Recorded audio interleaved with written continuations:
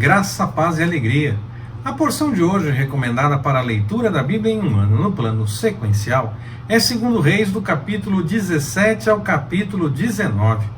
E esta já é a 100ª mensagem da nossa sequência com esse desafio de leitura da Bíblia, hein? Vamos que vamos!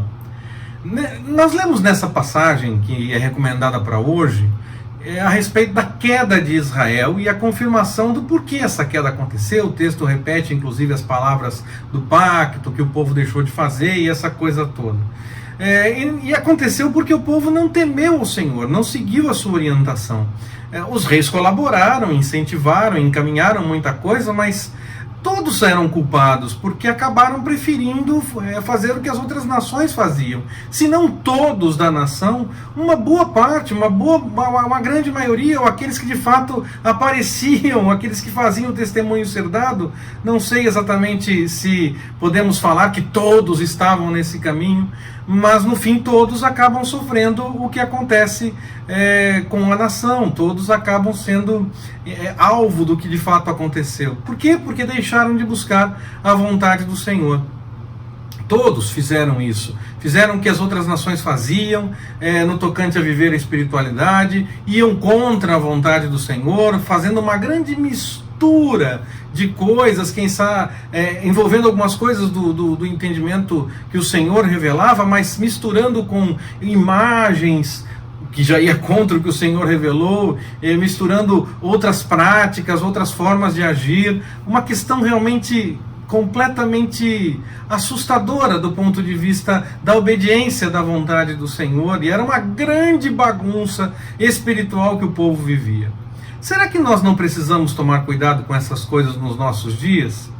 Não se trata apenas de tomar cuidado para que uma nação não perca a sua soberania e o seu espaço de terra, mas uma derrota espiritual mesmo, por conta dessa mistura com tantas ideias, com tantos conceitos de fé, que muitas vezes invadem até mesmo a boca de líderes religiosos, nas mais variadas situações e com os mais variados interesses. Algumas vezes por falta de conhecimento, outras vezes porque cresceram ouvindo tudo misturado e acabaram misturando mesmo todo o entendimento, mas outras vezes têm conhecimento e acabam misturando tudo para poder alcançar um objetivo específico, que é péssimo, que é estranho, o que é de fato na prática ir contra a vontade do Senhor.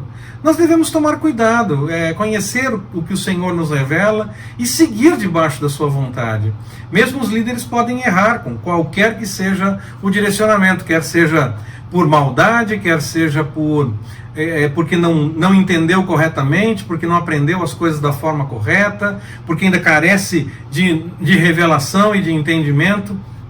Existem várias possibilidades para que um líder venha a falhar no ensinamento das coisas da vontade do Senhor. Então nós precisamos conhecer a palavra, por isso esse desafio de leitura da Bíblia. Nós precisamos conhecer a palavra e entender o que ela diz, para saber o que de fato o Senhor revela e seguir aquilo que Ele orienta, e entender quando alguma coisa vai contra a sua vontade. Israel então é levada para o exílio, a terra é habitada por outros povos que misturam a sua crendice, achando que tem problemas porque não seguem de acordo com os ritos do rei, do Deus da terra, e aí então pedem para que venha uma certa orientação, para que eles possam seguir corretamente. O texto diz que eles temiam ao Senhor por isso, porque eles entenderam que algo não estava bem, porque eles não seguiam a orientação do Senhor. Mas também diz que não temiam ao Senhor. Por quê? Porque não seguiam aquilo que de fato deveriam seguir. Porque ao seguir a vontade do Senhor, nós não misturamos as coisas. Nós não fazemos as coisas misturadas. Nós não olhamos para outros povos, outros credos e misturamos as coisas para seguir a vontade do Senhor. Nós buscamos no Senhor a orientação e seguimos de acordo com a vontade dele. Então, o texto fala tanto que temeram ao Senhor, porque buscaram saber como eram as coisas do Senhor, entenderam que estavam passando por problemas por não seguir aquilo que o Senhor orientava, mas também diz que não temeram porque na verdade não seguiam aquilo que o Senhor de fato orientava e faziam as coisas misturando tudo, fazendo uma grande bagunça, esses povos também que vieram a ocupar por conta dos assírios, que faziam a dominação dessa forma, misturando as culturas, misturando os povos, era uma forma deles agirem para dominar aquele espaço, aquele lugar onde eles estavam agora comandando de fato, porque tiraram Israel da jogada para valer nesse momento. Israel deixa de existir, Israel vai para o exílio, Israel é misturado na sua própria terra, um outro povo vem ocupar o lugar, é uma grande mistura, uma grande bagunça espiritual que se mantém, porque já acontecia antes, quando o povo não seguia a orientação do Senhor, e agora outros povos estão fazendo a mesma coisa e bagunçando tudo no entendimento das coisas do Senhor, ainda que busquem alguma coisa. Buscar só alguma coisa é o mesmo que não buscar nada. Ou nós buscamos a orientação do Senhor e vivemos de acordo com a vontade dele, ou nós ainda precisamos nos acertar diante daquilo que ele nos revela. Ainda que o Senhor reconheça que alguns reis em Judá, por exemplo, eram retos, mas não totalmente como Davi, o Senhor reconhece essa busca, reconhece esse acerto, o Senhor reconhece quando nós estamos buscando as coisas para nos colocarmos em ordem diante da sua presença. Como também conhece quando nós fazemos apenas por interesses pessoais, com algum interesse por trás, com alguma vontade pessoal por trás. O Senhor sabe de todas as coisas.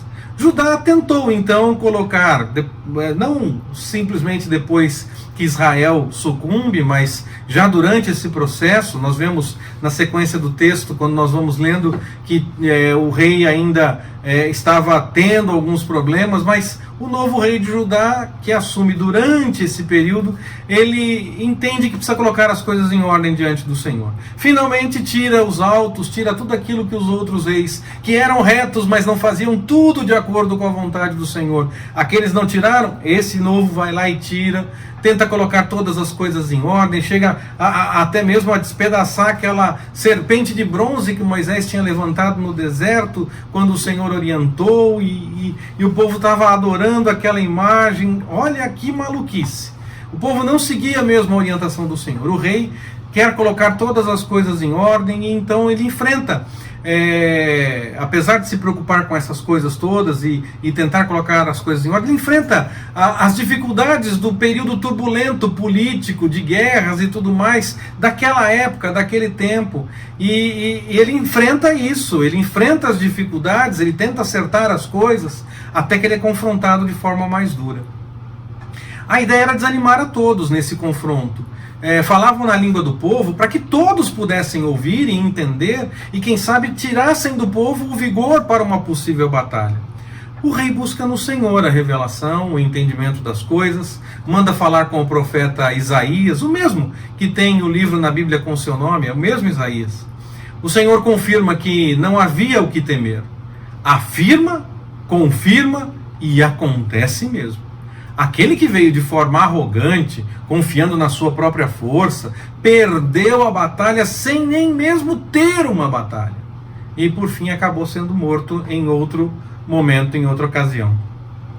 Quando o Senhor é afrontado, quando alguém tenta falar com confiança na sua própria força, ou em alguns acordos que fez, e acaba falando até mesmo contra o Senhor, ou quando alguém tenta dizer algo que fala em nome do Senhor, mas na verdade não está falando de fato, a batalha que se apresenta nesse momento é uma batalha espiritual, e ela é contra o Senhor. E uma batalha espiritual tem reflexos nos nossos olhos, nós vemos as coisas acontecendo. E o Senhor age quando a batalha está nesses termos e nessa situação.